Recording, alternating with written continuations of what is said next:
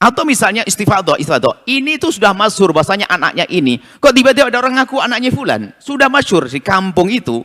Saya anaknya ayah saya. Tiba-tiba saya ngaku anaknya orang lain, ini kan beda.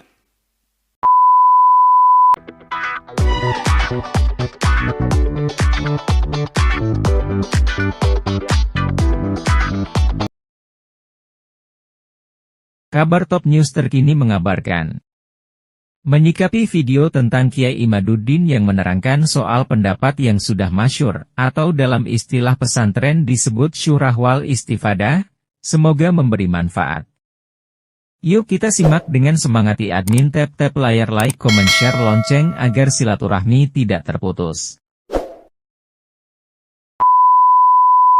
Tetapi apabila sebuah dzan itu qad tabayyana khata'uhu fala sabila lahu bidalil, maka tidak boleh lagi dijadikan dalil. Kalau sudah ada dalilnya nggak bisa. Yai Syakir misalnya orang Bekasi, tiba-tiba ada tetangganya yang meninggal ibunya, bayinya lahir di rumah sakit, dibawa ke Tuban untuk menjaga kehormatan kemuliaan anak ini. Kasihan nggak punya ibu, nggak punya ayah. Dikatakan anak siapa ini Yai Syakir? Anak saya. Husnudon semua, bisa jadi anaknya Yai Syakir bener. Maka ditanya sama orang-orang desa, itu anak siapa? Anak Yai Syakir dari Bekasi, namanya dzan. Tapi setelah 20 tahun mau dinikahkan, Yai Syakir ini juga ngegeruyeng aja dalam pikirannya, ini saya mau nikahkan atas nama saya atau bagaimana? Kalau atas nama saya nggak sah karena saya bukan walinya. Kalau misal saya sebutkan, maka nanti dia takut sedih.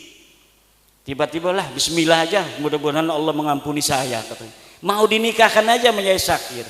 Tiba-tiba datang Yai Ansori, namanya Yai Ansori, rambut gondrong. Nanti dulu. Nanti dulu, jangan dinikahkan. Ini saya telah dapat informasi dari Bekasi bahwa ini bukan anaknya Kah Haji. Ini anaknya tetangga Kah Haji, ibunya meninggal, Kah Haji kasihan, kemudian Kah Haji asuh dia sebagai anak sendiri. Nggak bisa nikah. Mana katanya dalilnya? Ini tuh rumah sakitnya. Ini bukti dari rumah sakit bahwa ini bayi anaknya Samlawi. Samlawi lagi. Ibunya Samsiah. Bukan anak Kah Haji. Dia. Dulu-dulu kalau orang sampai ditanya di pengadilan pun, di pengadilan Tuban, ini si anak ditanya, hei apa namanya Gus Jami, anak siapa itu? Kamu bersaksi di depan pengadilan setelah disumpah.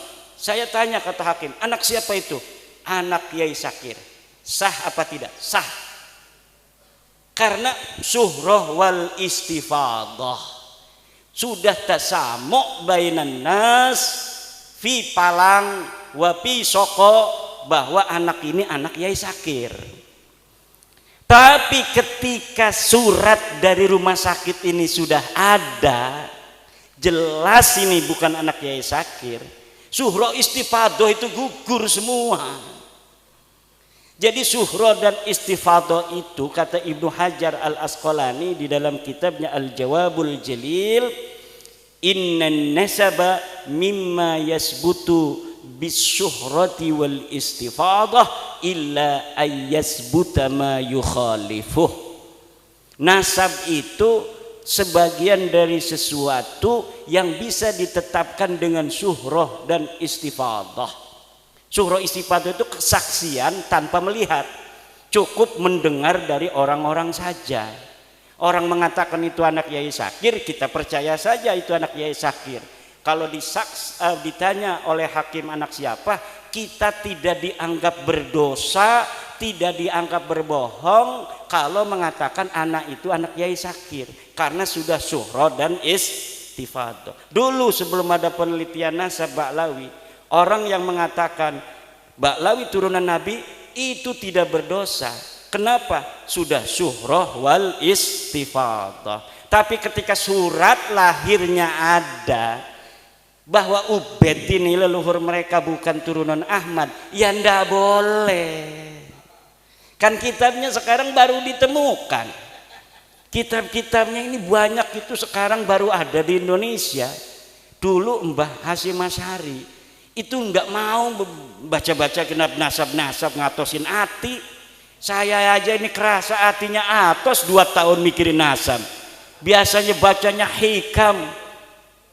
Baca Quran baru setengah ayat udah menangis, sekarang 10 ayat baru terasa. Kenapa? Atos baca kitab nasab gitu. Nasab dewek duduk. Tapi kewajiban la yajuzu lil alimi kitmanu ilmihi fi hadzal bab.